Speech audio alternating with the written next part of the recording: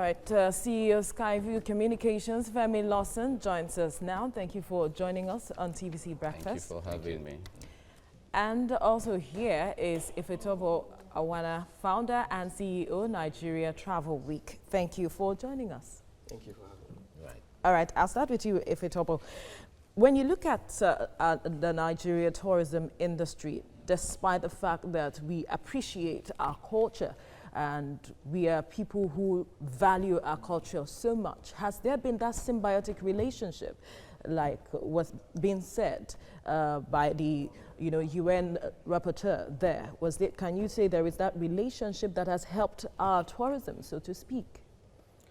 Well, basically culture is one of the biggest ingredients for tourism because basically why people travel, the number one reason why people travel is they want to experience life on the other side. So they want to see how people live, in other societies or in other places, and that's why people travel. They want to see what kind of food they eat. You want to experience, their dress and every other thing about them. And what's striking about the theme for World Tourism Day today is the amount of jobs that it creates when you're able to take advantage of tourism, and that's where we're not, getting it right. We can be creating millions of jobs for a country like Nigeria with that huge gap in terms of unemployment. Yes. We need to be taking advantage of tourism in Nigeria today. Absolutely. All right, let me bring Femi Lawson into this now. The point is, we've seen some countries who their mainstay is tourism. Where that is what they depend on, and they generate a lot of huge resources and foreign revenue from all of that. Nigeria has a combination of all of those, more than enough. What are we not doing right? Because for people who want to travel to Nigeria, who've never been to Nigeria before, tourism may not be the number one thing in their mind to say, I want to go to Nigeria, in as much as we have very beautiful places and beautiful things. Okay, thank you very much. Firstly, let me say Happy World Tourism Day to you. Thank you. All right. So, same to you too. For Nigeria, we focus majorly on the oil sector for a long time, but I will shock you that in global GDP, tourism is almost the third largest provider in export. And we talk about chemicals, fuel, oil, and tourism, really. But I think for us, where we have not started yet is identifying the opportunities that exist in tourism and what tourism can do for us. And we are sitting on gold, really, in Nigeria. And now, take, for example, the entertainment industry, which is part of one of the career paths in tourism. Look at the music industry. Today, it's valued at almost $37 million. So, but we all just look at that industry. And if you look at that industry, majority of them are the youths. So if you have that huge industry, if you focus on that industry, what do you think will happen in the next few years? Now, if you look at even the Nollywood industry, that's about almost about $7 million in that industry too. And those are just elements in tourism. Just a little fraction of it. A little fraction in tourism. You have the hospitality, which is big. You have the recreational and service activity, which is also very massive. We have a lot of destinations, a lot of sites in Nigeria that nobody knows about. So the challenge goes to we come into the round table, the government and even the private sector, that what can we do? How can we leverage on tourism? How do we see the benefit of tourism? Well, I wonder who champions this. Is it the government or the private sector? Well, it's both ways, really, because looking at the 17 SDG, that tourism came in the, I think the 8th, 12th, and 14th part of it. The 8th talks about job creation, which tourism is focus on.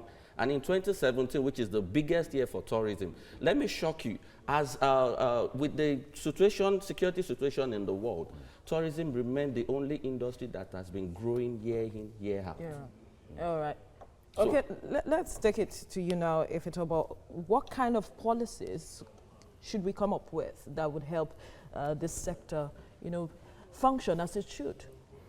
Policies, well, for me, the first thing we need to do for tourism is to create awareness. one of our biggest problems, because tourism is first and foremost mostly private sector driven. Yes, government is there to create policies, to create enabling environment, to make it thrive, but private sector will drive it. And then private sector will not be in a position to spend huge resources to promote. So government has to then promote. Government has to make it possible for people to understand and realize and then know what is available. For example, you won't visit a waterfall that you don't know about, or you won't think of traveling around Nigeria if you don't know what opportunities there are. So when you look at a state like Cross River State, for example, you remember a time when a certain governor came in and, you know, made it so very, very alluring. And then people started It was in our faces every day. We get to hear of it. It was in our faces. Absolutely. And that's so much publicity. All right, we have to leave you here now. Ifitobo Awana, thank you so much for coming on the program. Thank you. Femi Lawson, thank you so much for coming. Thank you for coming. Really nice to see you both. Right.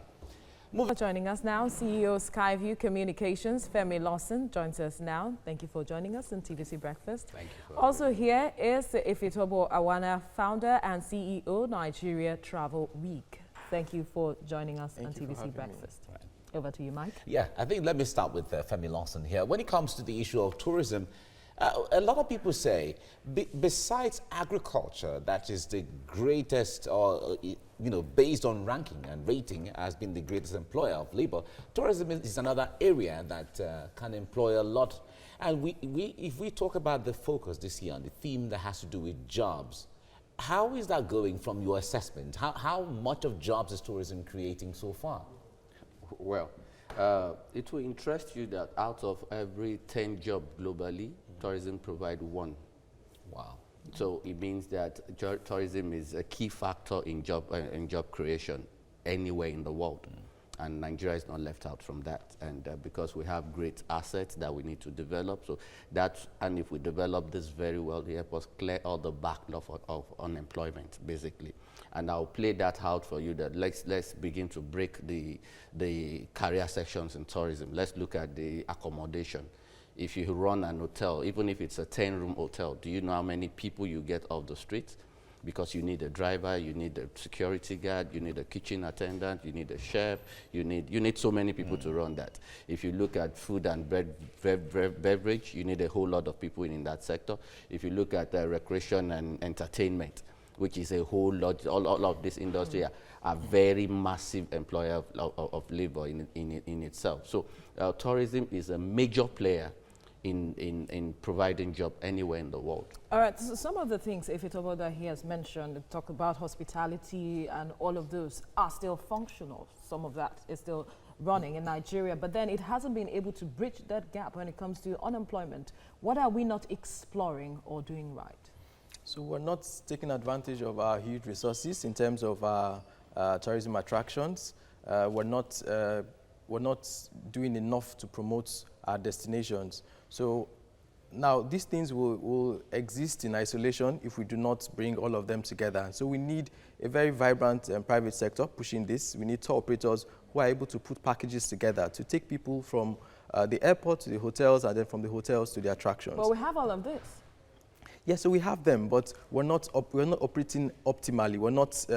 We don't have too many tour operators because the environment is not very conducive. So you have more people selling outbound than us selling Nigeria. So last year, for example, we asked around and we saw that most people were, looking for places to travel, to go around Nigeria, but didn't even know who to turn to or where to go. And so, especially because we had, the Forex issue, and then now people are looking at, look, how much will it cost me to go abroad as against traveling around Nigeria? All right. So, sorry for interrupting you. Femi, let me bring you in here. There are lots of people who are interested in traveling for holiday, even within the country, but don't know where to go. What is the missing link here when it comes to Nigerians knowing actually where to go even within the country? Because everyone can't necessarily travel abroad due to whatever reason. But within the country, there are people who are ready to and don't know where to go. The media. Now, we need to do more of communication on our local content, what we have. The government needs to do more in taking care of all of these destinations. That there is no community in Nigeria that doesn't have one asset or the other. And where the problem is, do we even know the owners of this asset? Do they even know that they have asset and the value of this asset and what this asset can do to them? So we need to engage experts that can educate us on what all of this asset can do. And we need the media to be more positive on the Nigerian content and on the Nigerian nation. We are not as bad as we think, and we are not. We have a lot of things that can push us forward in the area of tourism, even more than a lot of African countries and a lot of the world. That will make anybody wants to come to Nigeria. And the missing link there is communication and tying up all of these locations together, because most of these assets are still very virgin, and so it brings the private sector and the government together. While government do policies, and most of those sites are under government, so how do you link up with the private sector if you want to do public-private partnership, so that you manage all the sector? Thank you. Thank you very much, Femi Lawson, for coming on the program. Thank you very much. Thank you very much.